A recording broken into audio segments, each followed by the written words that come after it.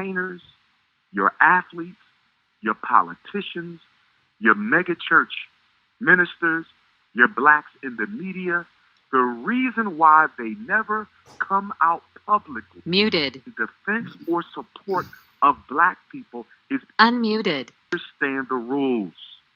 And rule number one, if you want to be successful and black in America, you cannot be identified with your community. This is why so many black men get white wives, on top of the fact that they want to be accepted by white people themselves, and they have an insecurity complex that they need to quelch. But politically speaking, one of the reasons black people date outside of their race so much is because it sends a signal, a message to the power structure that I am safe. I am loyal to you. See, when you date and marry white, that is a political decision. That's not a romantic decision. People kill me. Oh, that was just how I felt about her. No, it wasn't. You know what black people been through. You know who black women are. Your mother is one. You know what the hell is going on. You didn't choose that white girl because you loved her. There's a million black women you could have fell in love with. You chose her for political reasons and self-esteem reasons. So getting back to my point, we will never have a public figure come out publicly for black folks. Athletes, entertainers, politicians, megachurch ministers, Negroes in the media, the black bourgeoisie will never allow themselves to be identified with the black masses in a public forum because that, to them, is economic suicide. It is economic suicide. That's how you end up like Bill Cosby. They're not going to do it. The only way you will see a successful black person come out publicly for black people is if they earned their wealth independently. They must be truly a self-made millionaire or billionaire. And what I mean by self-made, I mean that you earn your money the Madam C.J. Walker way. And what I mean by the Madam C.J. Walker way is Madam C.J. Walker, America's first female millionaire, became so independently. She didn't become that way through NBC or ABC. She didn't become that way through the NFL or the NBA. She didn't come that way through any secret societies or gay clubs. She came that way through her own hard work and effort. She didn't do it through any of the mainstream media music conglomerates. Most of our celebrities, athletes, and entertainers became wealthy through the white power structure, so they have no independence of opinion. You are not allowed to have an independent opinion if you are a black celebrity and you earn your money through them, because the hand that gave is the hand that will take. Word. No doubt. No doubt. You're listening to the Kingya Radio Show with Dr. Umar Johnson. Going back to the phone lines. Again, those that are on YouTube listening in, are trying to find us on YouTube. It's Kingya, Kingya, and the title of that is Kingya Speaks with Dr. Umar. Check it out. Those that want to email your story, you can email kingyaspeaks@gmail.com. Kingya, Kingya, speaks@gmail.com. And for the podcast, we're on all the major platforms wherever you decide to choose or stream your favorite favorite podcast. We're on there as well. Going to the phone lines, we are going to Mama AZ. Mama AZ, your phone line is open. Question or comment from myself or Dr. Umar Johnson?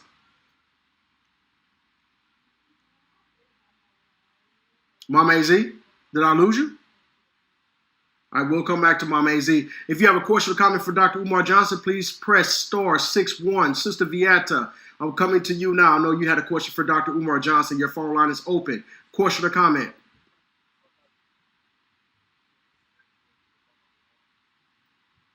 Okay, she must have stepped away from the phone.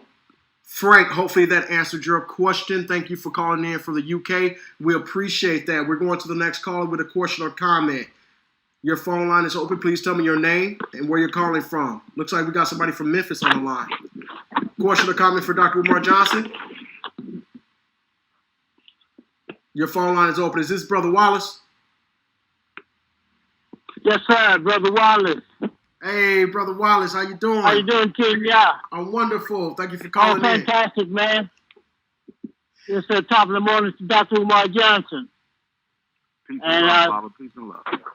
Yes, sir. And I'm sure by now you know the Love Power Show is a supporter of Dr. Umar Johnson, as you have been on our show on more than one occasion. And Dr. Umar Johnson, you know that we as a people have a serious problem. And you touched on much of that.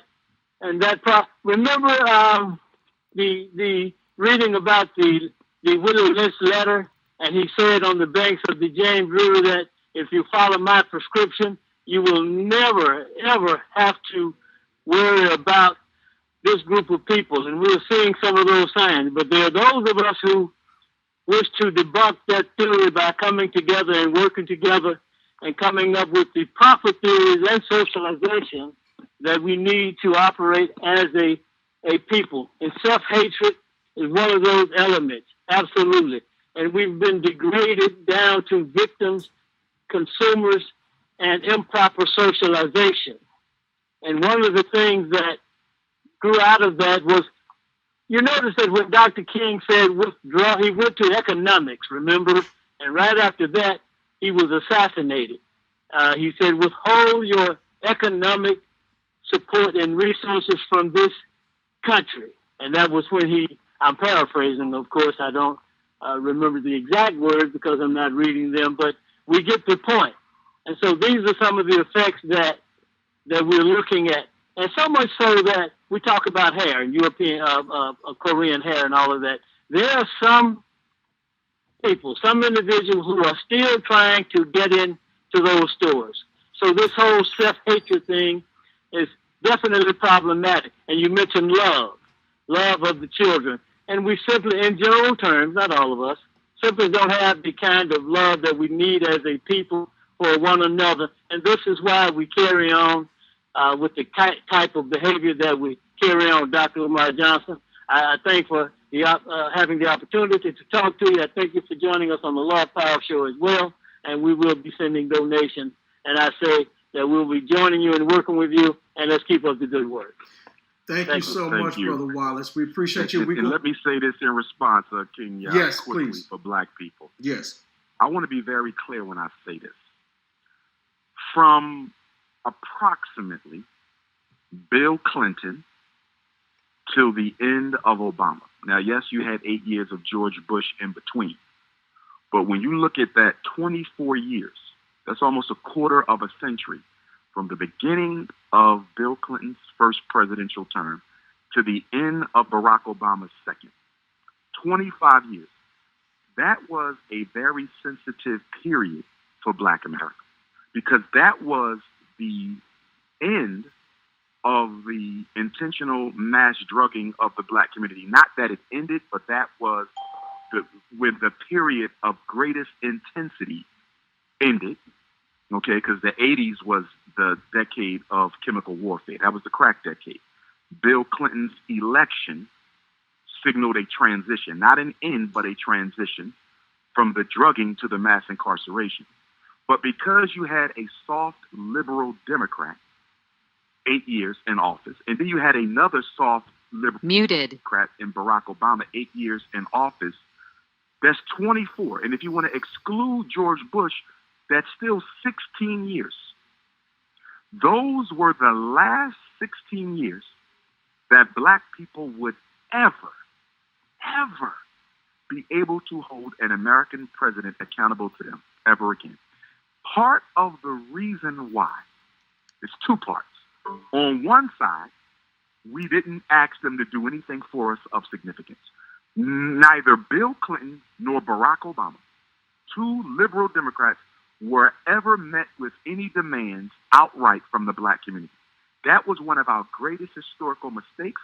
And when they write the history books of the end of the 20th century and the beginning of the 21st century, you can best believe that significant attention will be paid to the fact that Black people had two liberal Democrats who claimed to be for them, and they demanded nothing of them. That's one reason why we'll never be able to hold another president accountable. That's number one. The second reason is ever since the Civil Rights Bill was passed, okay, until now, 50 years, America has falsified a narrative that suggests this entire time they have been doing what they can do to help Black people. So now, with Donald Trump being in office, he is the first president of the post-civil rights era. I want to be clear about this. Donald Trump, moving forward, it's a new type of American president.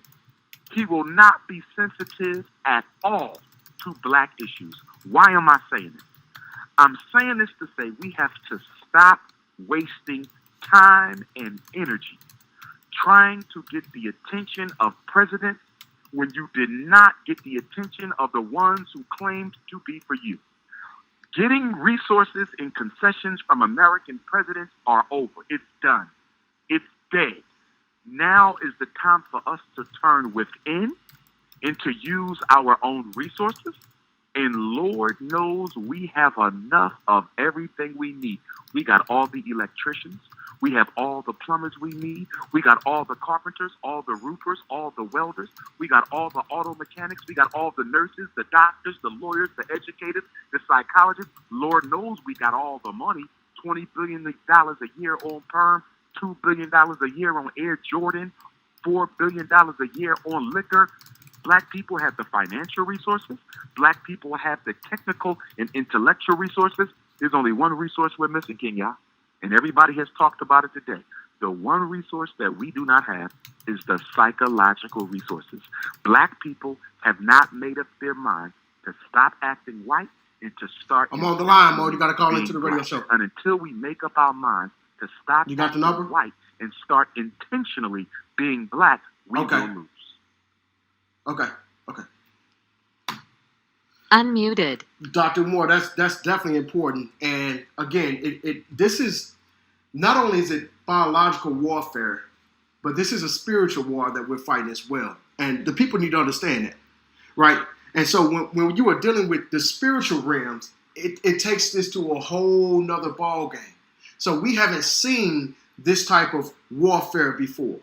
Right? It's right at our front doors. And again, with this coronavirus quarantine, it should create a new environment where people will be forced to sit down, self-reflect, get more done, spend more family time together, nurture and love that family, nurture and love and protect those children, because that's what this is all about.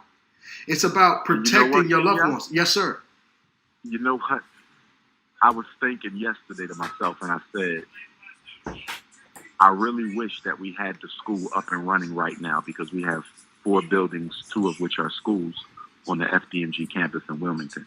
And the reason I had wished that the school was up and running at this time, because right now we are under siege. The entire world is under siege, but black people are necessarily under siege. This would have been a perfect opportunity to have a covert black community nation building conference. I mean, to imagine having 2 or 3 representatives of every state in America, every black state, all 50 states and territories, the Virgin Islands, Puerto Rico, where other Africans are, and imagine having 2 or 3 representatives of the 50 states and territories meeting covertly, unbeknownst to the public, at the FDMG Academy, plotting and planning our way out of this mess, politically, economically, educationally, industrially, spiritually, and every which way. Yes. So I really wish we would have had that school, because had we had that school, that's exactly what we would be doing right now. Right now, nobody would even know it. All black people would be represented in a covert nation-building resurrection redemption conference. Yes. Go ahead, my brother. Yes, thank you. I appreciate you. So again, guys, you're tuning in to the Kingya Radio Show, and live with us now is Dr. Umar Johnson. We are talking about